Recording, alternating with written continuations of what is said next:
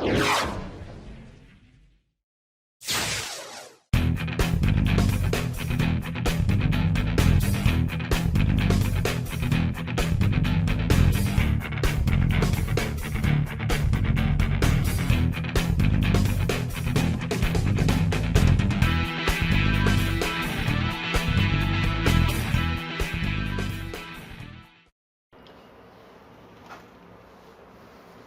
lá, galera, hoje vamos trabalhar mais uma aula de números complexos, ok? Bom, o que a gente vai trabalhar hoje em números complexos, né? Então, essa parte 3, vamos estar trabalhando com representação geométrica, tá? Então, representação de um número complexo. Daí vocês vão falar, mas trabalhar geometricamente com um número complexo, será que é complicado? A gente vai verificar que não é tão complicado assim, ok? Bom, só recordando que nós temos que a forma algébrica de todo número complexo, né, é da fórmula Z igual a A mais BI, ok? Onde os números lá A e B são números reais. E lembrando que I ao quadrado igual a menos 1, que é a unidade imaginária, ok?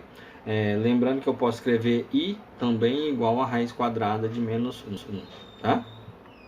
Bom, então vamos lá. Como representar geometricamente um número complexo, né?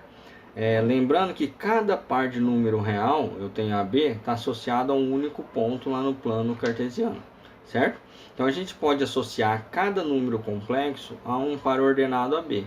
Então, por exemplo, se eu tinha lá na forma algébrica, né, Z igual a A mais BI, eu vou estar associando a ele um ponto P de coordenadas AB. Então, onde sempre a primeira coordenada, correto? Aqui, ó, a primeira coordenada é a parte real e a segunda coordenada a parte imaginária do número complexo, correto? Bom, como será que fica isso no plano, né? O plano que a gente trabalha é o que nós chamamos de plano de Argand-Gauss, tá? Então lá nesse plano de Argand-Gauss eu tenho lá o plano cartesiano normalmente, tá? Então eu tenho lá o ponto P de PAB, ok? Onde eu tenho as coordenadas lá, a parte real A, a parte imaginária B, tá? Lembrando que esse ponto é chamado de afixo do número complexo, correto?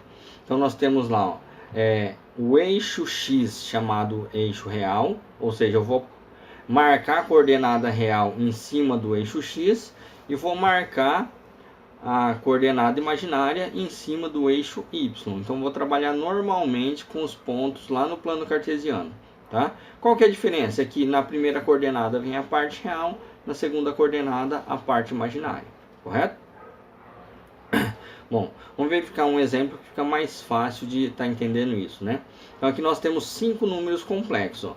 Eu tenho Z1 igual a 3 menos 2i, o Z2 igual a 3, um Z3 igual a menos 2i, um Z4 igual a 2 mais i, e o Z5 igual a menos 2 mais i, certo? Bom, a cada número complexo desse eu posso associar um par ordenado, né? Então nós temos lá, ó, para o número Z1, 3 menos 2i, nós temos aqui, ó, parte real 3, parte imaginária menos 2. Então ele vai gerar o ponto 3 e menos 2. Nesse número complexo Z igual a 3, notem o que? Que a parte imaginária é 0, né? Então eu vou ter lá o ponto 3 e 0 aqui, na verdade, tá? Aqui ficou errado. Então o Z3 menos 2i.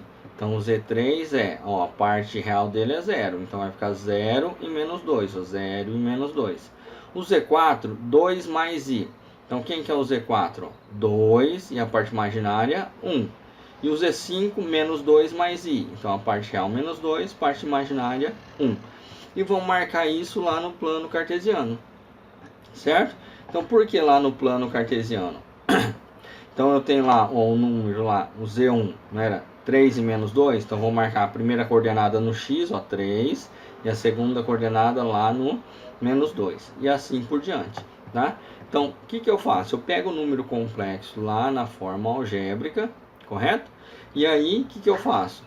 Eu extraio o afixo dele, né? Quem que é o afixo? É o ponto, onde a primeira coordenada é real, a segunda coordenada imaginária, correto?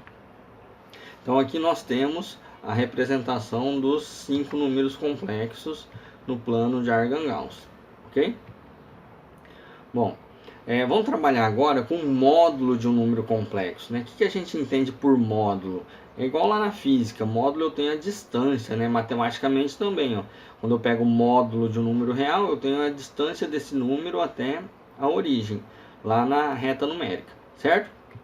Então, vamos pensar, ó, geometricamente, o módulo de um número complexo é a distância da origem do sistema de coordenadas ao ponto O, certo? Então, eu pego lá o afixo, que é o P de coordenadas A e B, e calculo a distância até a origem do plano cartesiano, correto?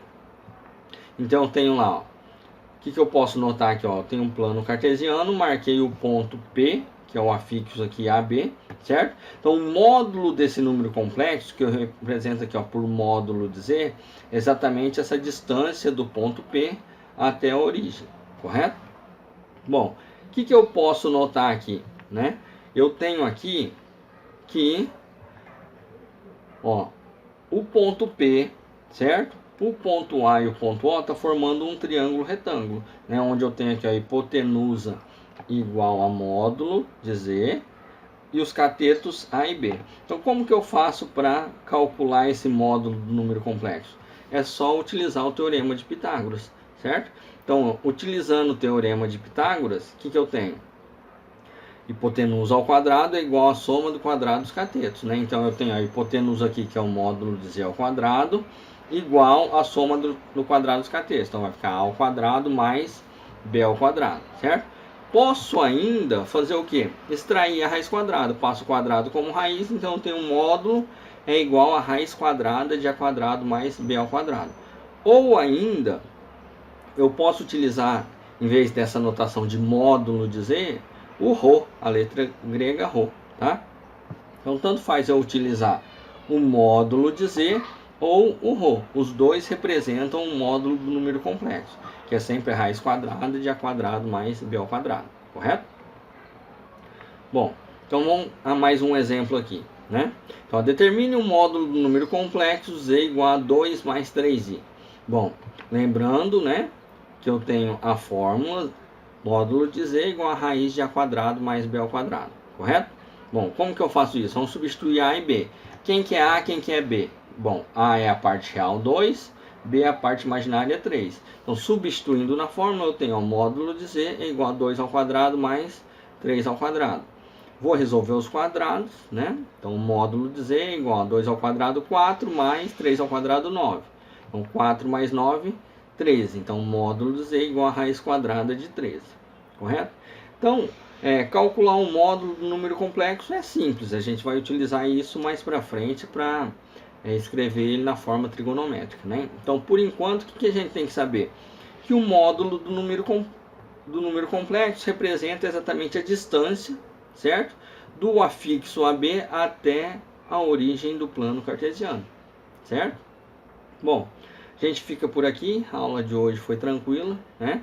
Então, o que nós aprendemos? Nós aprendemos que o afixo, né, é dado pelas coordenadas A e B, que é a parte real e a parte imaginária do número complexo, correto? E calcular o módulo desse número, né, que é exatamente a distância do afixo, que é o ponto P, até a origem do plano cartesiano, tá? Bom, qualquer dúvida, estamos aí no estudo orientado, né? Acesse nosso Instagram e o nosso Facebook, tá? Que lá a gente posta semanalmente mapas mentais de matemática aí para o estudo para o Enem, ok? Valeu, até a próxima.